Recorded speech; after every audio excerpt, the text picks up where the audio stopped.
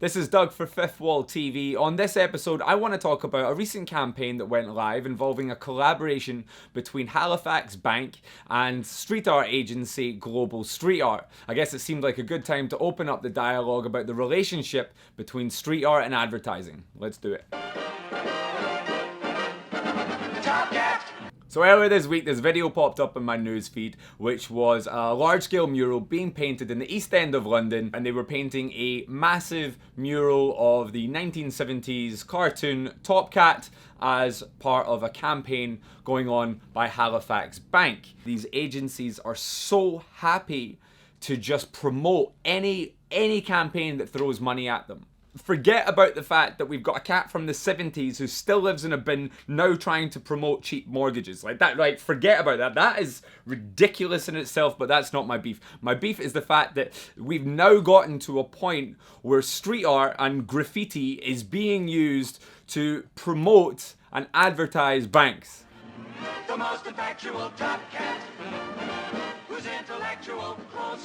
Let's take a closer look at the video itself. I mean, these artists, they don't want their face in it. You can see that they clearly do not want to be associated with that, but someone's dangled a check in front of them and they're like, okay, cool, I'm going to be able to pay my rent for the next couple of months.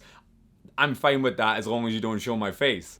What I can't get my head around is the fact that this mural of a cat in a bin was done in an area where we have one of the biggest housing crises in the country. We have skyrocketing rents that are way above the national average. We have a complete shortage of affordable housing. We have more people living in the street in this one. Let's just do more banks, eh? We'll do more banks.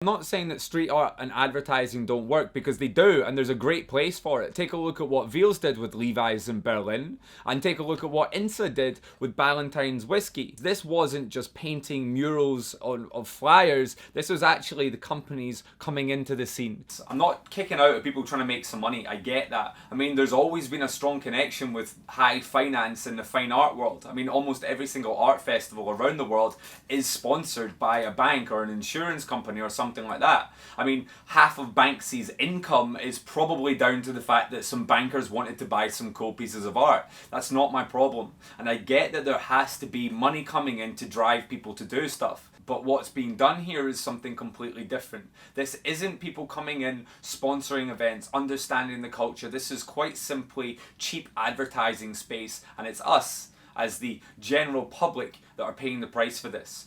In London, at least, what seems to be happening is the wall space is controlled by a few players, such as those in Global Street Art.